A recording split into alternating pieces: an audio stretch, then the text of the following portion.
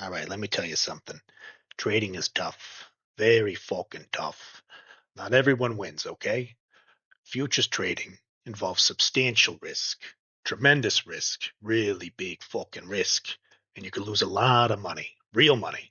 You could lose your whole fucking nutsack. Past performance? Pfft, don't mean shit about future results. Get the fuck out of here with that. You think you got some magic crystal ball out there telling the future? If that was the case, you'd be a rich asshole, not watching these fucking videos on trading, but on an island eating motherfucking gabagool with Nancy fucking Pelosi, the greatest trader of all mankind. Trade only what you can afford to lose. Do your own fucking research. Don't listen to those retarded twats on X or those shitheads showing off their gains on their sim platforms. They're all bullshit. Forget about it.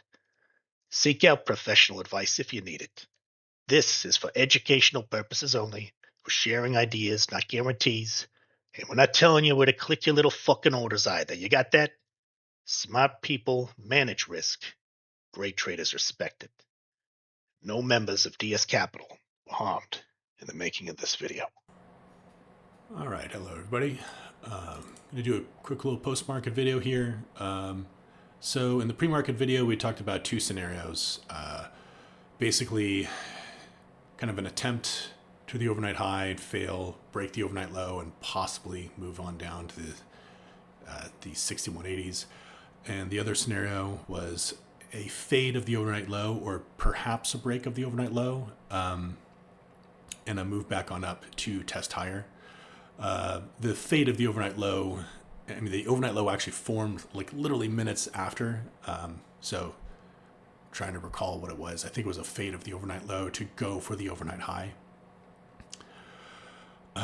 What happened is after the overnight low set, we had a very small little open test and then just drive up. We had an AB configuration that looked pretty good. C got the IB high and then broke it to neutral. I don't recall if it was that in that order. And then from here, the EIA opened. The EIA high was about at this, 63.60. And then it just started the pullback. The time frame shifted down, although it was still within this pretty interesting balance for the full session. And there were a few tests. There was an initial test of the open swing that actually got a decent entry. And then there was a little deeper test against a collision of liquidity at 63 that made out for a really good trade. I didn't really add there. My trade was early on at 92, risk 85 at the open. There was a pattern there, and it also leaned against the level. From there, it started to move up through the EIA, and the delta built were the smalls, and it looked like it was going to squeeze. And then the news came out saying, "Hold my beer, let me help you squeeze this." And the whole Iranian talks ordeal was the nuclear deal talks. There's something on the news. I forgot I had to bring it on up, but it squeezed the market. And the extended targets were the 64.72, which tagged, and then two other targets before coming on in. And then from there, I believe right after the RTH closed, there was some news that the talks were now back on the table. And what happened is the market basically corrected right to the point where, and checked the scene of the crime of the old news. Later came up above, and it looks like it's going to close above the overnight high. So two pieces of news, one saying no talks and one saying talks. You could kind of think if they negate each other. And then on top of that, the market being up at the 64.40s. Got to kind of be curious if the EIA would have squeezed eventually without the help of that news, gotten the overnight high, and started to work its way up to this 64.72. This is what the quant numbers look like. So let me just bring this up. Pretty noisy chart after that big news release.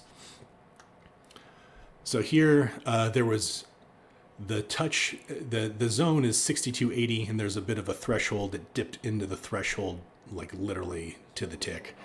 And then from there, here, let me turn my squawk off. That was one of the trades. It didn't really engage this zone. It got really close to it, close enough to take a trade. It got one target, and there was the EIA release right about here, the peak being 63.60. This was the pullback against the open swing high. And again, it failed to make a new high. So again, it pulled back a little deeper, again against the open swing, but still held it.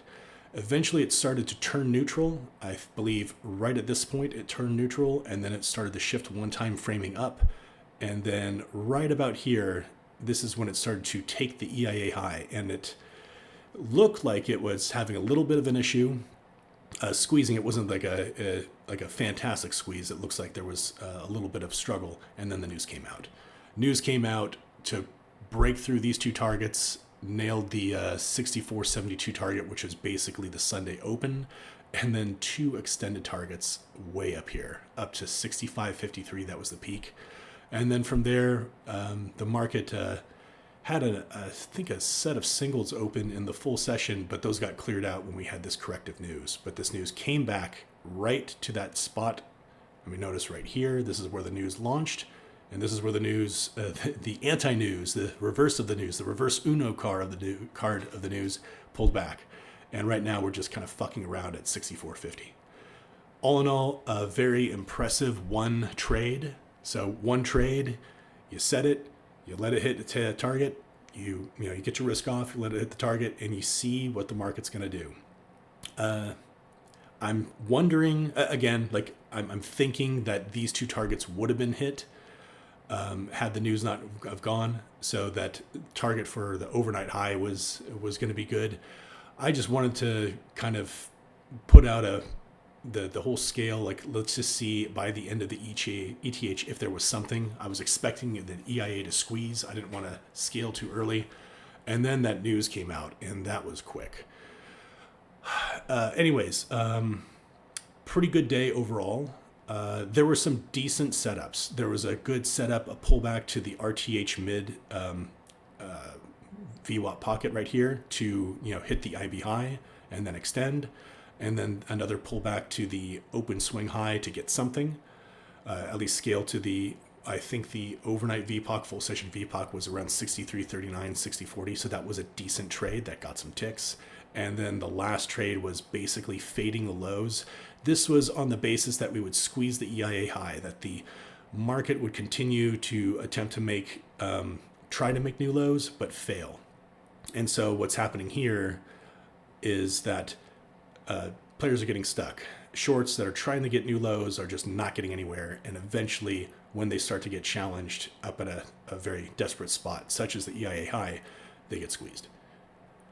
Anyways, that's all I have for now. Let's see what tomorrow brings. Hopefully not more crazy fucking news. Well, the only way that we want news is if our position benefits from it. But there could also be an adverse effect. Take care, everyone. Hope you had a good day.